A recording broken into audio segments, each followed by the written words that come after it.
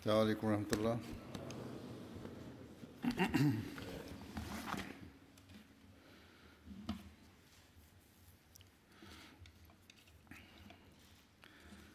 أشهد أن لا إله إلا الله وحده لا شريك له وأشهد أن محمدًا عبده ورسوله أما بعد فأعوذ بالله من الشيطان الرجيم بسم الله الرحمن الرحيم الحمد لله رب العالمين الرحمن الرحيم مالك يوم الدين إياك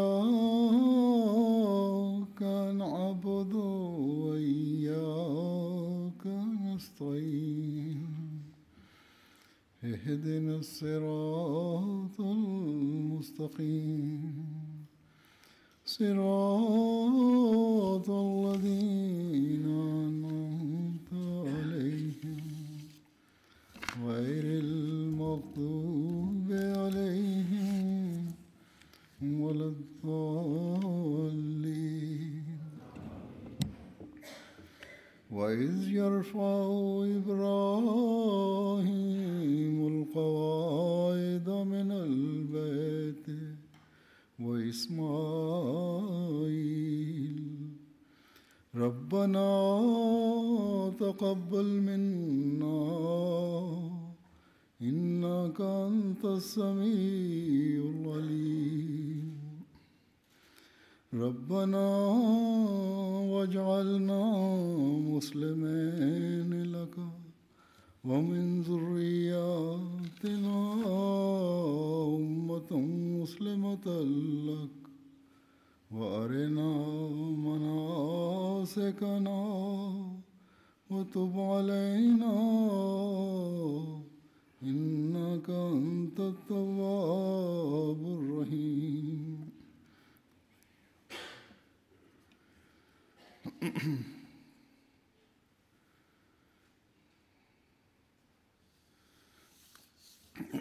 La traduction de ces versets est comme suit. Et souvenez-vous quand Abraham et Ismaël élevaient les assises de la maison, tout en implorant, notre Seigneur, accepte ceci de nous, car tu es celui qui entend tout, tu es l'omniscient. Notre Seigneur fait que nous soyons tous deux soumis à toi, et fais de notre postérité un peuple soumis à toi. Et montre-nous nos façons de prier et tourne-toi vers nous avec clémence, car tu es celui qui revient souvent avec compassion, tu es le miséricordieux.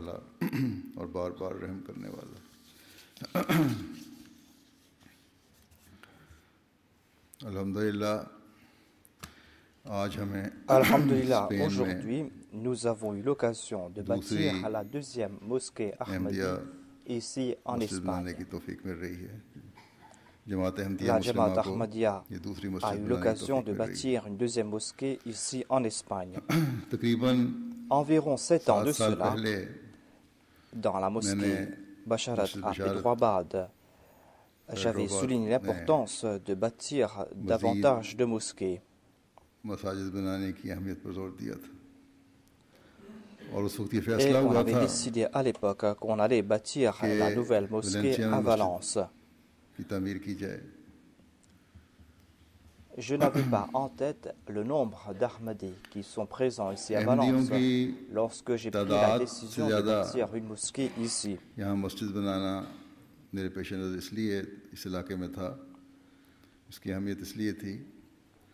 Il y a peut-être environ 130 Ahmadis dans cette région et il y a davantage d'Ahmadis dans d'autres régions de l'Espagne.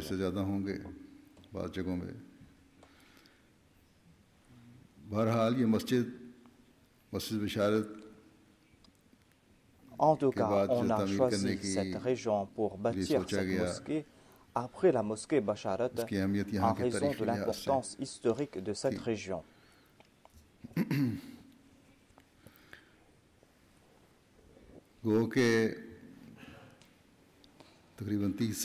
C'est après plus de 30 ans que la Jamaat Ahmadiyya a l'occasion de bâtir une nouvelle mosquée ici.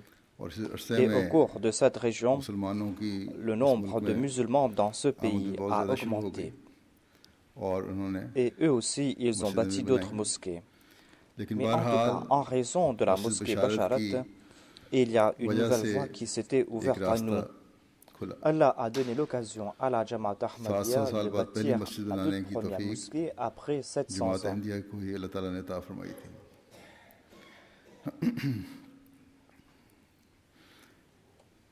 Avant de parler sur l'importance de cette région, je dois dire au préalable qu'il y a environ 1 million de musulmans qui habitent ici dans ce pays. Et l'on pense que jusqu'en 2030, ce chiffre va augmenter et qu'il y aura environ 2 millions de musulmans. Il y aura environ 2 millions de musulmans dans 20 ans. 30 ans de cela, il n'y avait que quelques milliers de musulmans ici. Et maintenant, ce chiffre atteint 1 million et il y aura plus tard 2 millions de musulmans. Et la majorité d'entre eux sont des immigrés qui sont de l'Afrique du Nord, notamment du Maroc et de l'Algérie.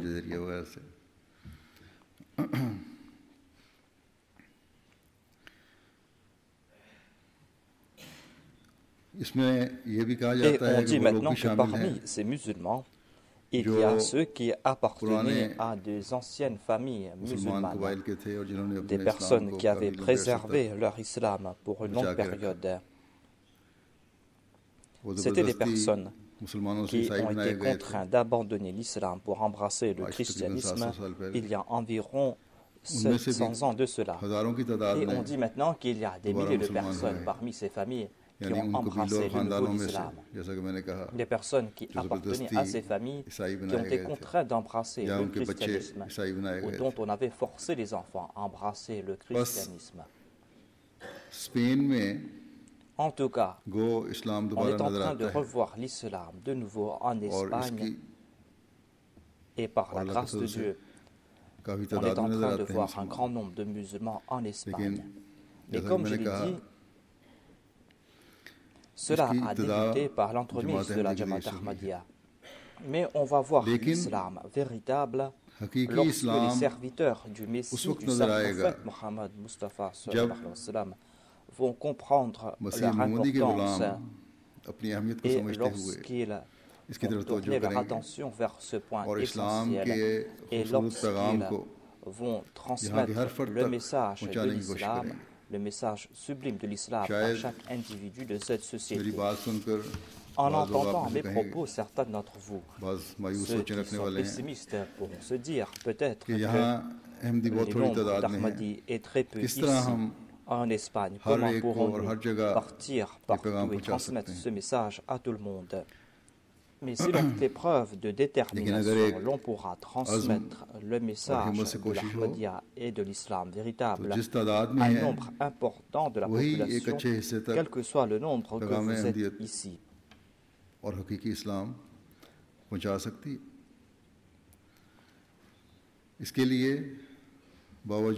En dépit de mes rappels, il n'y a pas eu de planification en ce sens, on n'a pas fait d'effort en ce sens.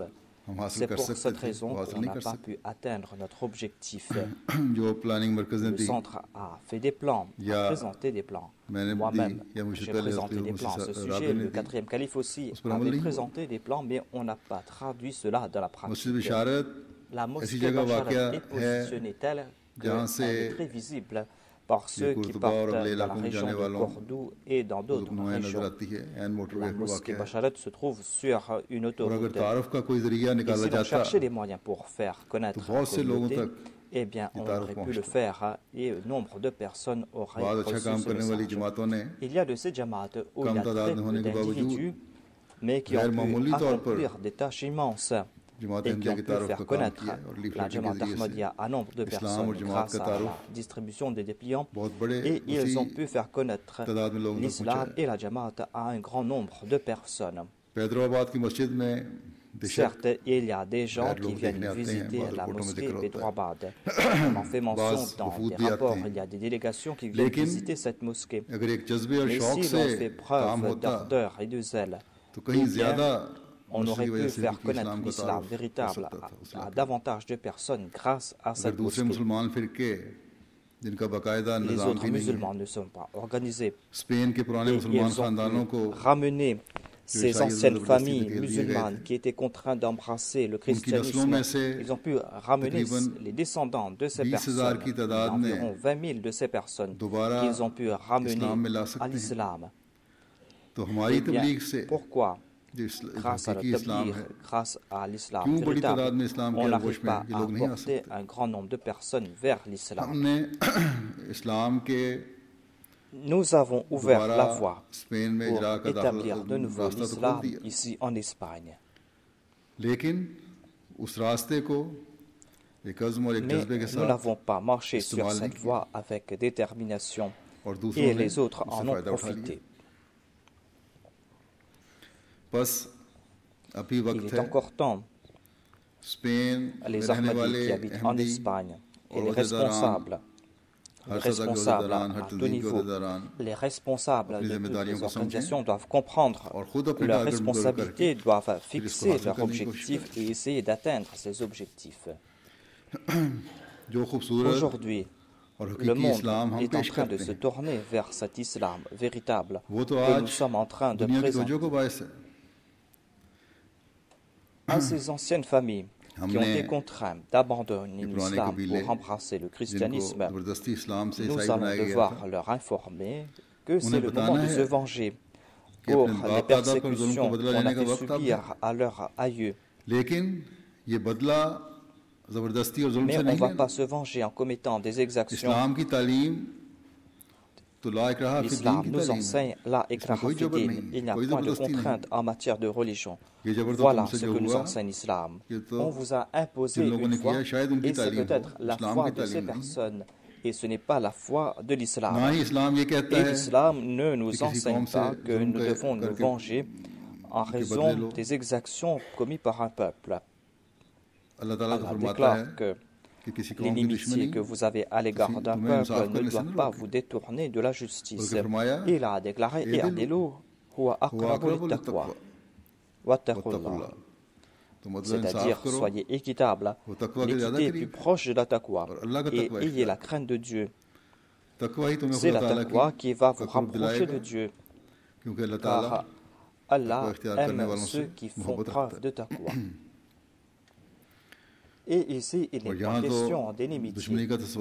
Il est question ici de ses concitoyens. C'est pour cette raison que l'on doit transmettre ce message d'amour à ses concitoyens. Nous allons devoir leur informer qu'ils doivent tout d'abord suivre les enseignements de l'islam, ces enseignements sublimes. Et ils doivent se venger par la suite. Comment se venger? C'est de transmettre ce message sublime aux autres et de conquérir les cœurs des autres grâce à ces enseignements. Par contrainte et par convoitise, on avait enlevé les cœurs, l'amour pour les paroles La ilaha illallah Muhammad Rasulullah. Et par contrainte, on avait imposé les enseignements concernant le polythéisme. Vous devez maintenant faire naître cet amour pour Dieu et pour le saint prophète Mohammed dans ses cœurs. Vous devez faire naître cet amour pour Dieu dont la miséricorde embrasse tout. Et vous devez faire naître cet amour pour ce prophète qui est le Rahmatul lil Alamin. Voilà donc notre responsabilité. Tout d'abord, nous devons prêcher le message de l'islam à tout le monde. D'autre part, nous allons devoir chercher ces familles et ces tribus et nous allons devoir leur faire connaître la vraie foi, faire naître cet amour pour la vraie foi et faire de ces personnes de vrais muballigh.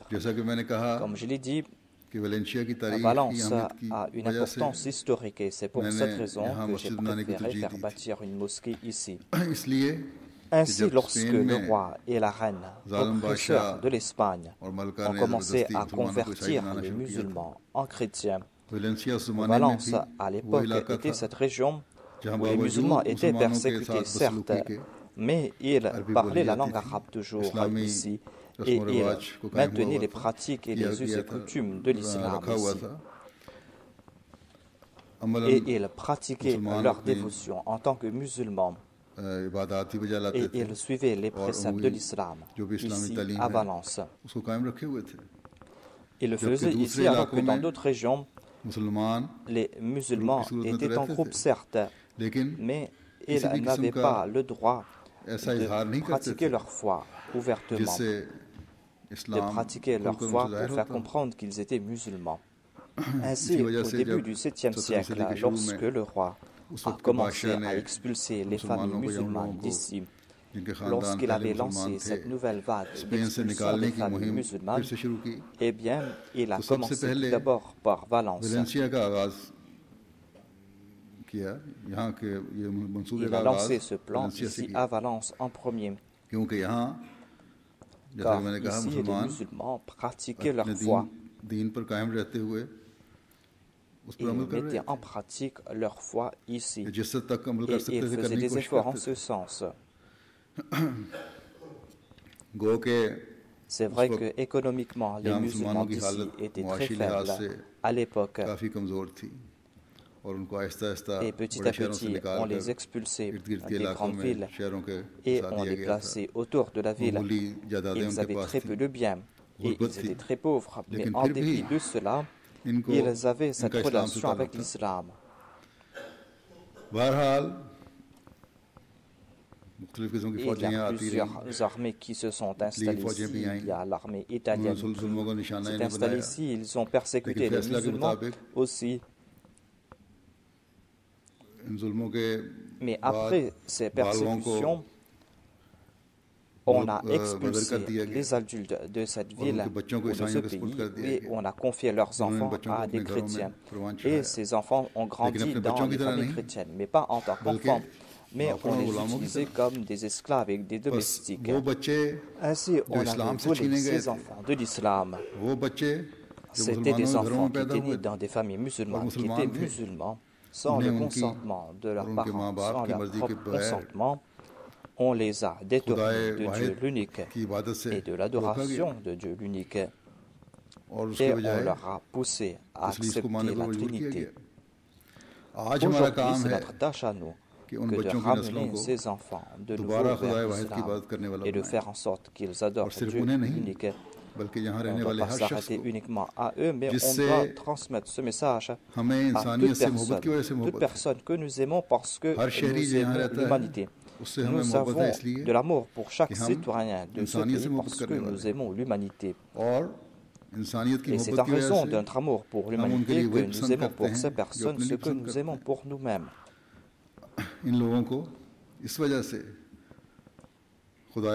C'est pour cette raison que nous devons faire en sorte que ces personnes rendent culte à Dieu, pour que ces personnes puissent embellir leur vie ici-bas et dans l'au-delà.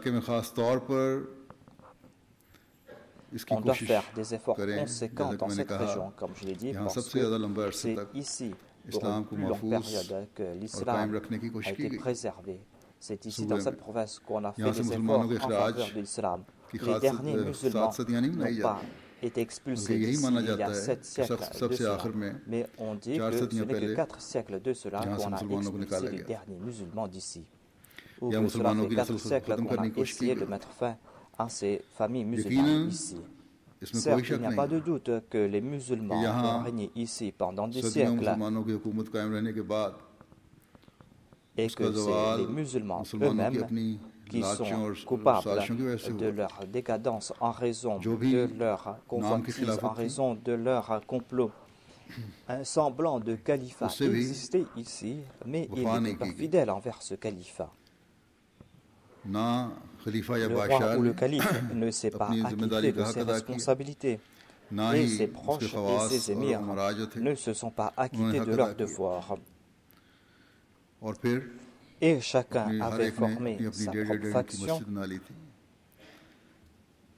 en formant leur faction. Chacun a essayé d'établir leur propre royaume. Et conséquemment, puisqu'ils ne suivaient que leur égocentrisme, nous avons vu les conséquences. Le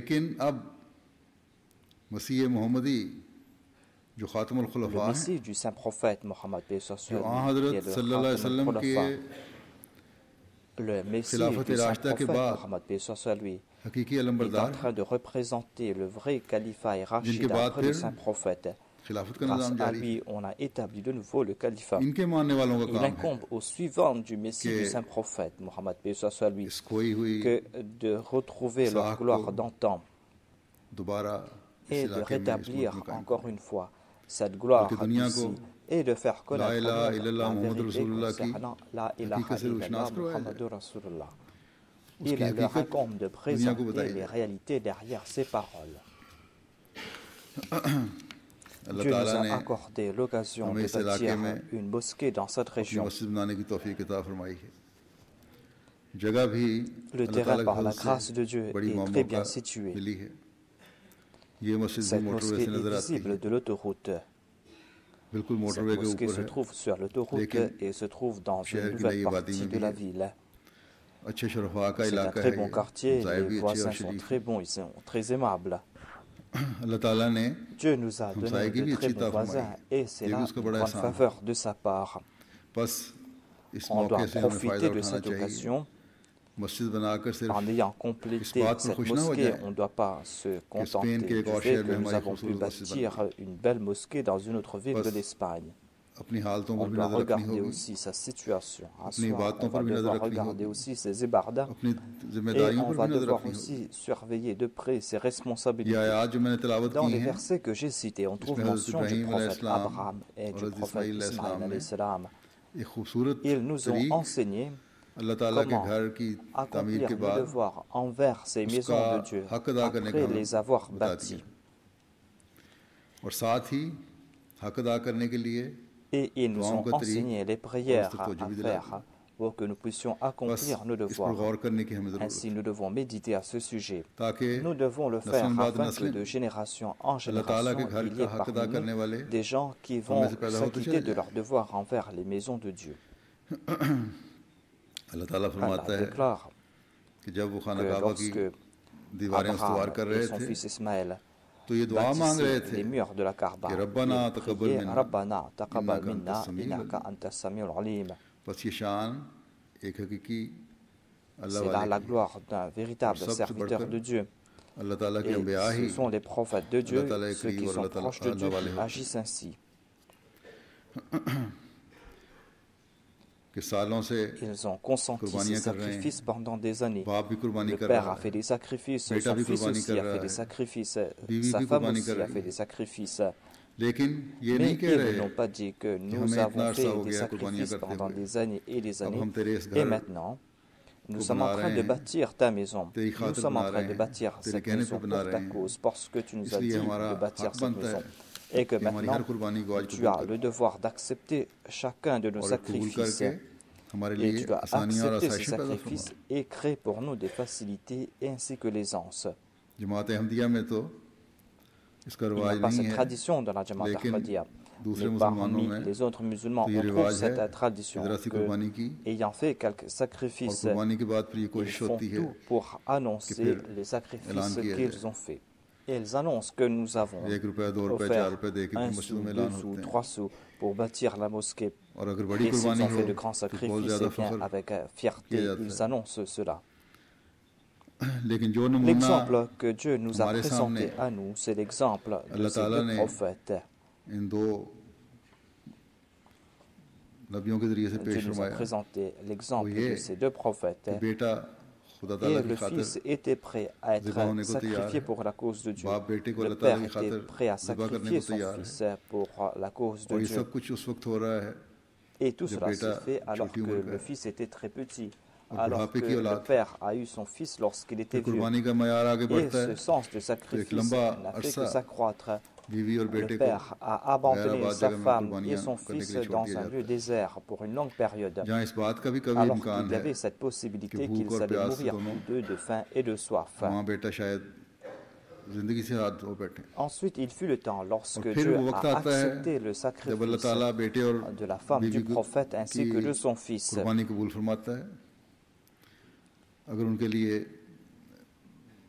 S'il n'avait pas les provisions auparavant, eh bien Dieu leur a offert des provisions.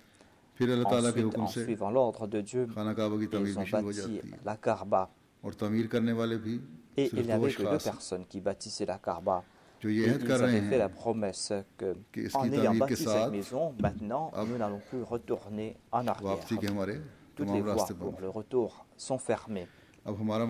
Notre tâche à nous est maintenant de rendre culte à Dieu et de remplir sa maison. Nous allons devoir remplir la maison de Dieu. Nous allons devoir faire en sorte que la population qui vienne remplir cette maison soit une population de croyants, des personnes qui seront pieuses, des personnes qui vont se souvenir de Dieu, des personnes qui vont s'acquitter de leur devoir envers Dieu, de telles personnes qui vont rendre culte à Dieu, qui vont accomplir leur ibadah et qui vont pousser au loin leur ibadah.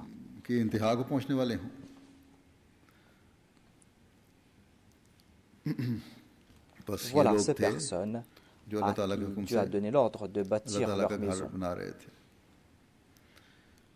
Leur humilité et leur amour pour Dieu était tel qu'ils ont prié: « Oh Allah, accepte ces sacrifices de notre part, accepte ces efforts de notre part, et par ta grâce, accorde-nous ta miséricorde et accepte cela de nous, car ton acceptation va nous rapprocher de nous. » Ainsi, voilà la leçon qu'ils nous ont donnée. Et ils se sont prosternés en toute humilité devant Dieu. Et ils ont demandé à Dieu d'accepter ce sacrifice. Voilà le principe que nous devons toujours avoir en tête.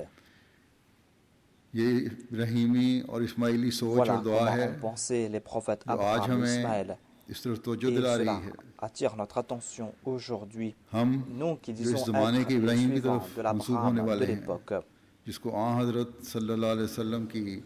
lui qui avait fait preuve d'une obéissance indéfectible envers le saint prophète et qui, en raison de son amour pour le saint prophète, avait reçu le titre d'Abraham à notre époque de la part de Dieu. Il a relevé la foi sur ses murs et les a placés sur ses assises. Nous en sommes témoins et nous sommes en train de voir cela quotidiennement. Il a relevé les fondations de la foi et si l'on suit ces principes, eh bien l'on va se transformer complètement. Il a fait briller les enseignements de l'islam. Il a accordé aux enseignements de l'islam sa gloire d'antan. Il a fait d'une telle manière que les non-musulmans sont contraints de dire que si c'est cela l'islam véritable, l'islam que vous êtes en train de présenter, eh bien nous allons reprendre nos paroles que nous avons proférées contre l'islam. Ainsi, aujourd'hui, par l'entremise de cet Abraham, on est en train d'atteindre les objectifs de la construction de la Kaaba et nous sommes en train de présenter au monde les enseignements véritables de l'islam. Et chaque mosquée que nous sommes en train de bâtir dans le monde est témoin que nous sommes en train de faire des efforts pour atteindre ces objectifs. Il doit en être ainsi. Voilà le but de cette mosquée qui porte le nom Baytur Rahman. Cette mosquée est un moyen pour atteindre cet objectif.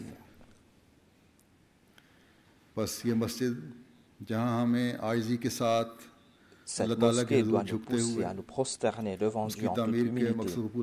Cette mosquée est là pour nous faire comprendre que nous devons atteindre l'objectif de sa construction. Cette mosquée nous fait comprendre aussi que nous devons respecter nos engagements, nous devons assumer nos responsabilités. Si nous assumons nos responsabilités, si nous respectons nos engagements, c'est là que nous pourrons atteindre ces objectifs. Nous sommes en train d'annoncer au Messie du Saint-Prophète Ô serviteur parfait du saint prophète Mohammed sallallahu alayhi wa sallam, nous avons pris un engagement avec vous que nous allons préférer la foi à ce bas monde, nous allons répandre le tawhid dans le monde par la construction de cette mosquée qui va attirer les gens vers l'islam, les voir pour l'établir, pour s'ouvrir à nous. Nous allons devoir accomplir tous nos devoirs, nous allons faire de notre mieux pour établir le tawhid et pour réunir cette population sous la bannière du saint prophète Mohammed. Voilà notre première tâche. Ô Allah, celui qui entend toi qui est omniscient, écoute cette prière et accorde-nous l'occasion d'accomplir nos devoirs. Cette mosquée a été bâtie suivant les principes de la maison. Fasse que cette mosquée soit un moyen pour atteindre les objectifs pour lesquels on a bâti ta maison. Tu es Al-Alim, tu es omniscient, tu connais nos faiblesses et nos manquements. Écoute nos prières. Ferme les yeux sur nos faiblesses et fasse que nous puissions atteindre l'objectif de la construction de cette mosquée. La beauté de la mosquée, la grandeur de cette mosquée, tout cela sera d'un usage à nous lorsque nous allons accomplir nos devoirs envers cette mosquée.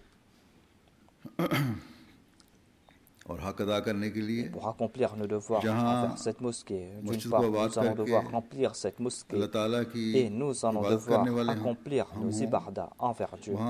D'autre part, nous devons nous acquitter de nos devoirs envers les créatures de Dieu. Nous allons devoir faire preuve de fraternité et d'amour. Nous allons devoir prôner la fraternité et l'amour afin que nous puissions être des exemples à pratique des enseignements de l'islam.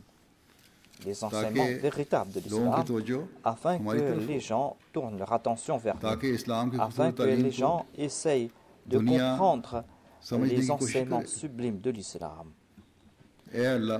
Oh Allah, tu es celui qui écoute les prières. Écoute cette prière de notre part. Fasse que les âmes de ceux qui prient soient plus belles que cette mosquée elle-même. Et montre-nous cela. Voilà l'esprit derrière la construction de cette mosquée. Si on comprend cet esprit, eh bien certainement nous allons atteindre cet objectif pour lequel on a bâti cette mosquée. Tout comme je le dis, les musulmans ont régné sur cette terre pendant des siècles. Et pendant leur règne, ils ont bâti de très belles mosquées. Il y a par exemple la mosquée de Cordoue qui est magnifique. Il y a d'autres mosquées encore. Là où il y avait des populations musulmanes, ils ont bâti de belles mosquées, par exemple à Séville et à Grenade. Et lorsque ceux qui venaient prier dans ces mosquées ont oublié les véritables enseignements de l'islam, eh bien, ces mêmes lieux, là où on prenait le nom de Dieu l'unique, soit qu'on a détruit ces mosquées, soit qu'on a transformé ces lieux ou ces mosquées en lieux de polythéisme. La mosquée de Cordoue est un bâtiment très solide et très beau. Même le passage des siècles n'a pas affecté sa beauté et sa solidité. Malheureusement, aujourd'hui, cette mosquée s'est transformée en église. Comme je l'ai dit, l'important, ce ne sont pas les édifices. L'important, c'est l'esprit qui accompagne ceux qui viennent dans ces édifices. Et lorsque les musulmans ont oublié cet esprit, eh bien ces mosquées sont tombées entre les mains des autres.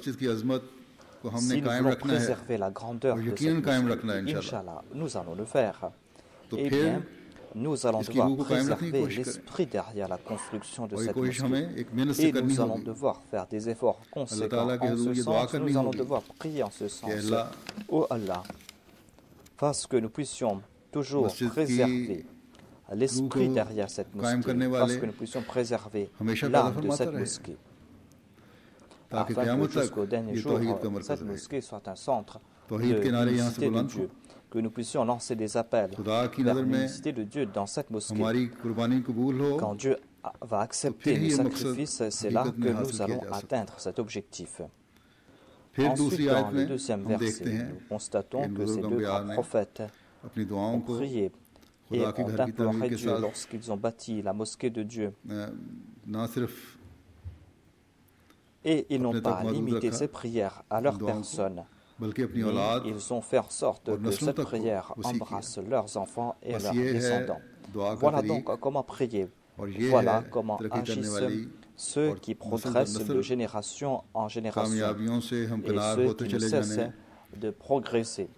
Voilà comment doivent réfléchir ceux qui marchent sur ces voies.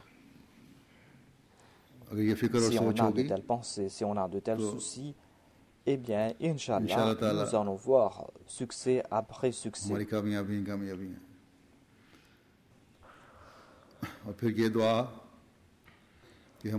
Et cette prière concerne le descendant.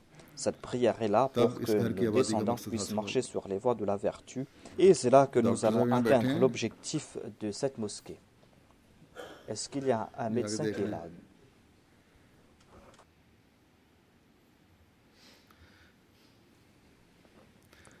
Ce n'est pas la peine de se faire du souci. Asseyez-vous tous. Allongez la personne. Je pense que c'était un problème de circulation sanguine.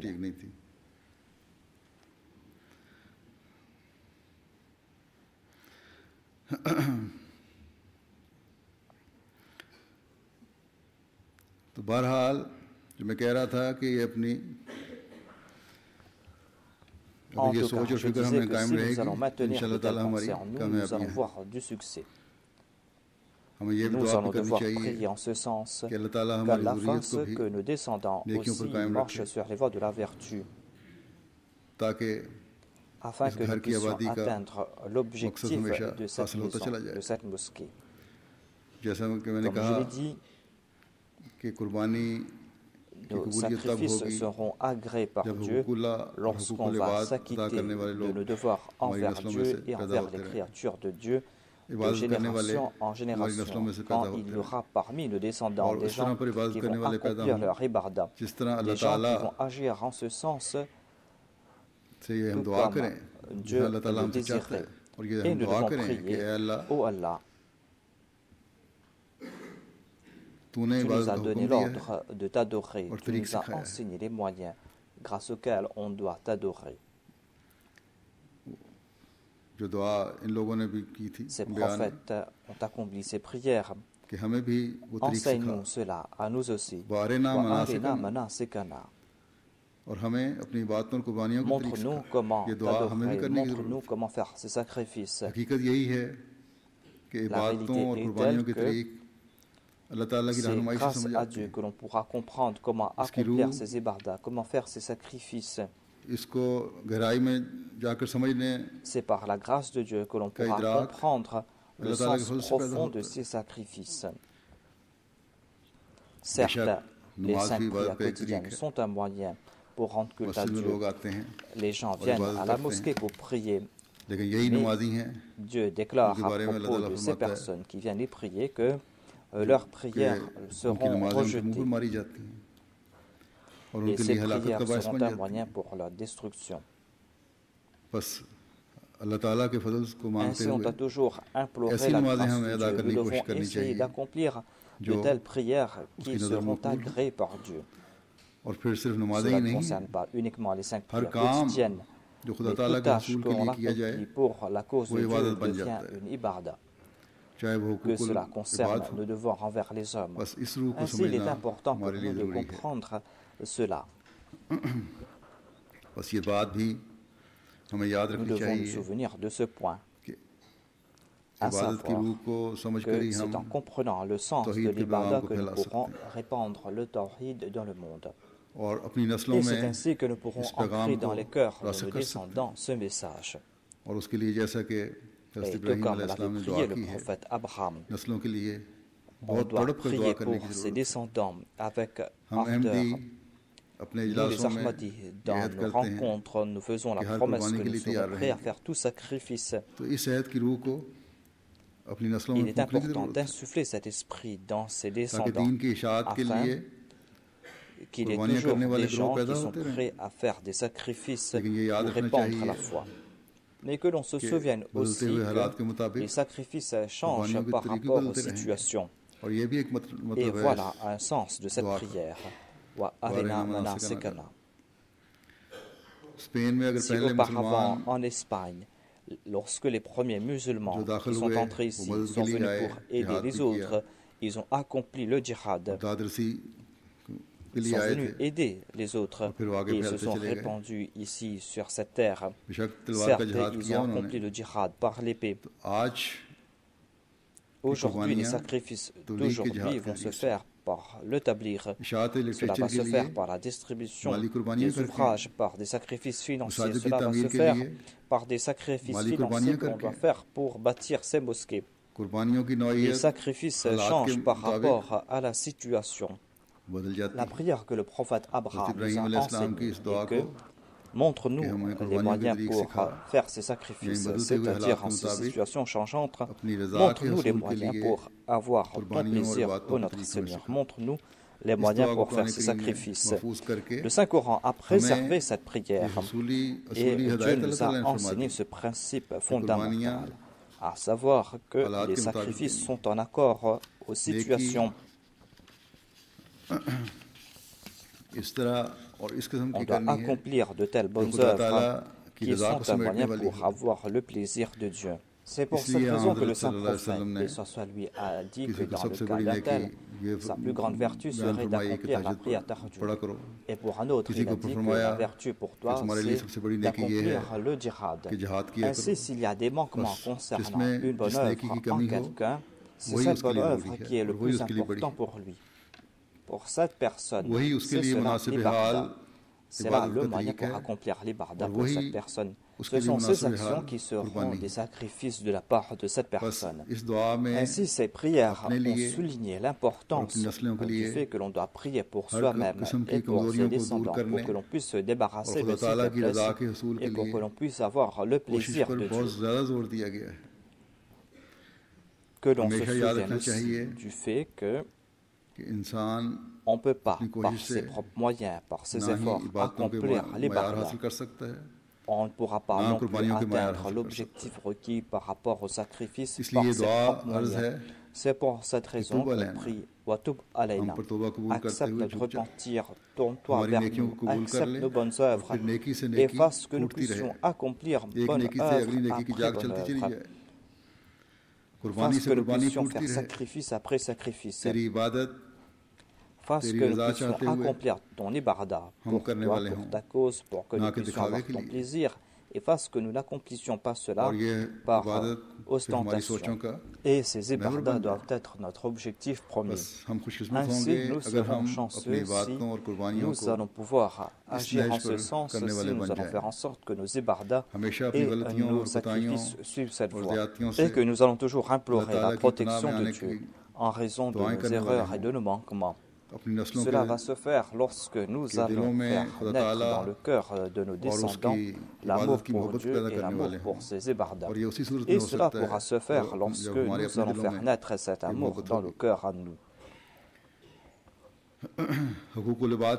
Lorsque nous allons acquitter de nos devoirs envers les hommes, lorsque nous allons mettre de côté arrogance et orgueil, nous allons mettre de côté nos manquements concernant nos prières, et que toute prière qui soit difficile pour nous, que nous allons faire des efforts pour accomplir ces prières. Si nous n'accomplissons pas nos prières en congrégation,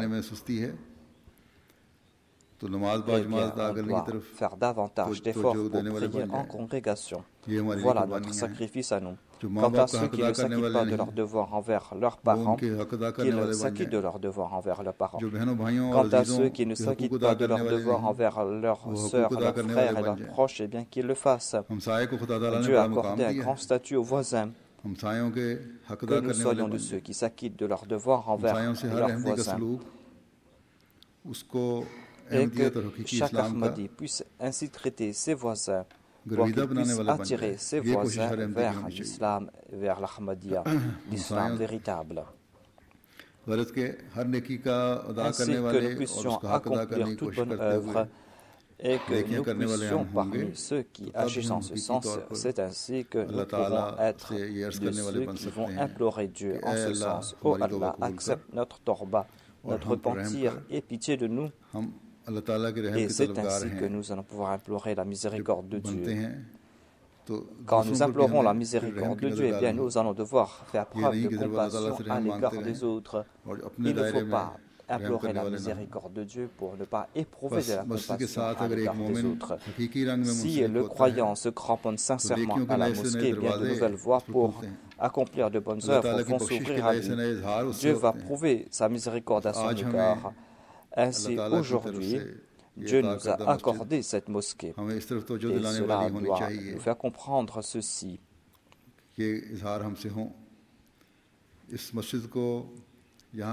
Ceux qui habitent dans cette région vont devoir remplir cette mosquée et doivent remplir cette mosquée par leurs enfants, Inch'Allah. Ils doivent s'acquitter de leur devoir envers cette mosquée.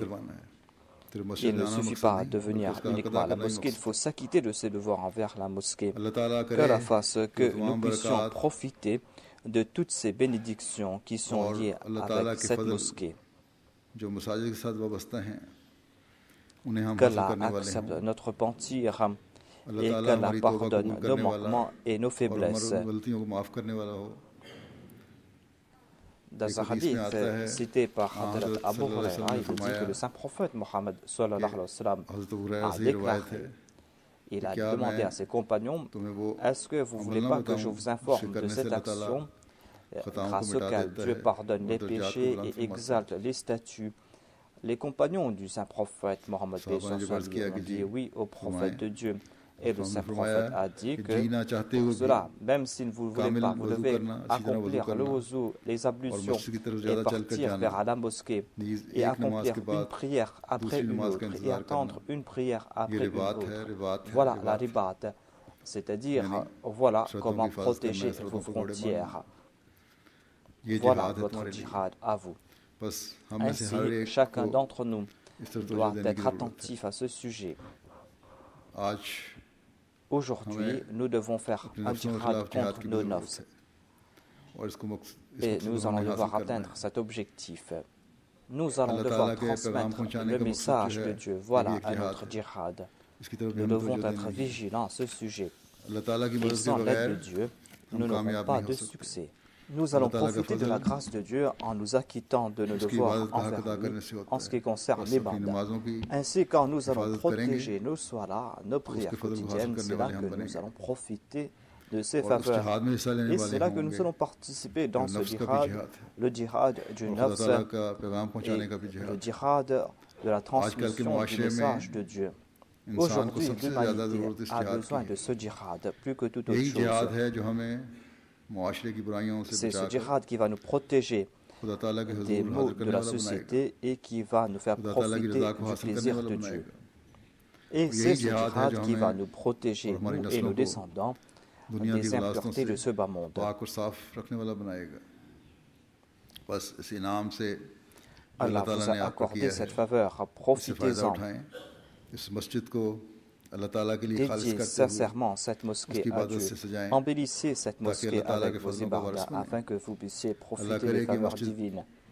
Qu'Allah fasse que cette mosquée puisse être un moyen pour atteindre cet objectif et que nous puissions assumer toutes nos responsabilités. Sinon, dans cette province, avant nous, l'Arabie saoudite et l'Égypte ont fait construire des mosquées. Mais il y a des manquements dans ces mosquées parce qu'ils n'ont pas accepté le Messie du Saint-Prophète. Et ces manquements seront comblés uniquement par les mosquées bâties par la Jamaat Ahmadiyya. Cela doit pousser les Ahmadis à être davantage vigilants. Ils doivent se faire plus de soucis à ce sujet parce que vos responsabilités sont en train de prendre de l'ampleur. Vous devez faire beaucoup d'efforts afin que vous puissiez vous acquitter de vos devoirs, qu'Allah fasse que vous puissiez assumer vos responsabilités. Je vais présenter quelques détails à propos de la mosquée.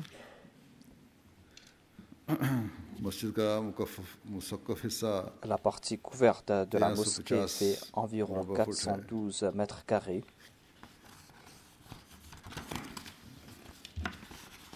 Et on a dépensé environ 1,2 million d'euros pour construire cette mosquée. La Jamaat de l'Espagne a donné très peu, ou peut-être qu'ils n'ont pas encore complété leur contribution, mais ils doivent compléter leurs promesses. Et comme je l'ai dit, s'ils sont faibles financièrement, eh bien, ils doivent compléter leurs promesses qu'ils ont faites, mais ils pourront s'acquitter de leurs devoirs lorsqu'ils vont sortir dans la voie du tabligh.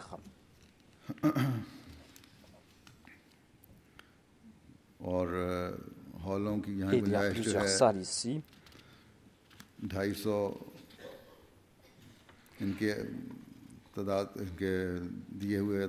Et les salles peuvent accueillir environ 250 personnes. Et il y a d'autres grandes salles. Il y a aussi toutes les facilités. Il y a 7 bureaux, il y a une bibliothèque, il y a une librairie, il y a un magasin, une bonne cuisine. Et tout le bâtiment a été air conditionné. Il y a les facilités pour les hommes et pour les femmes pour leurs ablutions. Il y avait une maison lorsqu'on avait acheté ce terrain et on a agrandi cette maison, on a ajouté 3 chambres de plus.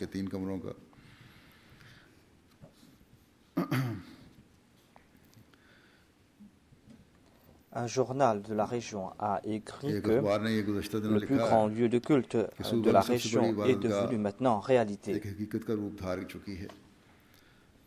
le plus grand lieu de culte de la région et cela deviendra réalité lorsque chacun d'entre nous va s'acquitter de ses devoirs. Il y a un autre point positif qu'ils ont écrit dans cet article. Cela concerne nos devoirs envers les hommes. Tout Ahmadi doit pratiquer cela. Ils disent que, en raison de leur véritable amour pour l'islam, les Ahmadis sont contre toute personne qui sont en train de tuer les hommes au nom de Dieu.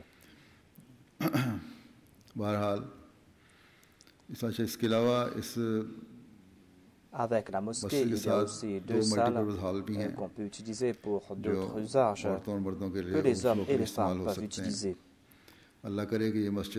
Qu'Allah fasse que cette mosquée puisse présenter le véritable message de l'islam aux gens de la région et que tout Ahmadi qui habite dans cette région, que nous puissions faire des efforts en ce sens, que nous puissions nous acquitter de nos devoirs. Comme je l'ai dit, c'est le centre qui a financé la construction de la mosquée. Il y a aussi la technique qui est venue du centre. Et c'est Jordi Ijaz Saheb, un grand ingénieur qui a travaillé d'arrache-pied. Il s'est occupé de tous les détails. Il a diminué les dépenses là où il y avait des dépenses supplémentaires, mais il n'a pas fait de compromis concernant la qualité. Il est malade. Il doit faire une dialyse 2 ou 3 fois par semaine, mais par la grâce de Dieu, il a travaillé d'arrache-pied, qu'Allah le récompense.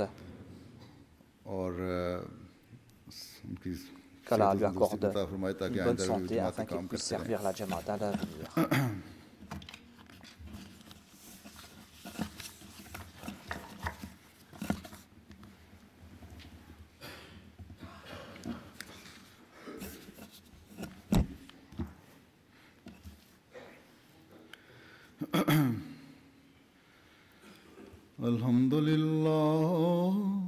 الحمد لله نحمده ونستعينه ونستغفره ونؤمن به ونتوكل عليه ونعوذ بالله من شرور أنفسنا ومن سيئات أعمالنا من يهده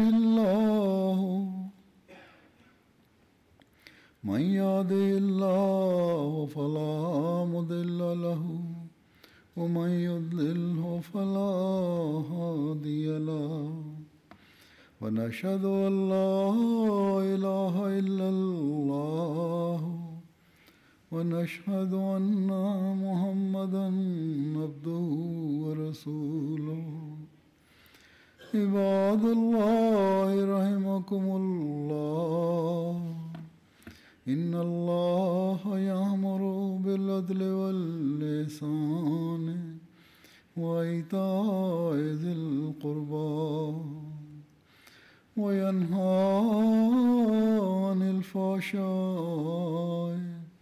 والمنكر والبغي يعظكم لعلكم تذكرون اذكروا الله يذكركم وادعوه يستجب لكم ولذكر الله أكبر.